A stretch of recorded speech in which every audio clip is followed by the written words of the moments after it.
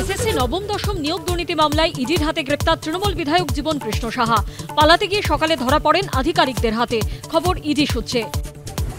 CBI তল্লাশি কাণ্ডের পুনরাবৃত্তি, ইডিকে আসতে দেখে এবারও ফোন ফেলে পালাতে গেলেন জীবন কৃষ্ণ সাহা। ধরা পড়ার পর তল্লাশিতে ফোন মিলল বাড়ির পাশে নর্দমা থেকে। জীবন কৃষ্ণ সাহার পিসি সাঁইথিয়া তৃণমূল কাউন্সিলর মায়া সাহার বাড়িতে ইডি তল্লাশি। মুর্শিদাবাদের রঘুনাথগঞ্জ বিধায়কের শ্বশুর বাড়িতেও তল্লাশি করল ইডি। তপসিয়া দাঁড়াপাড়ায় বোমাবাজির ঘটনায় গ্রেপ্তার যুব তৃণমূলের ওয়ার্ড সভাপতি তাবরেজ আলম।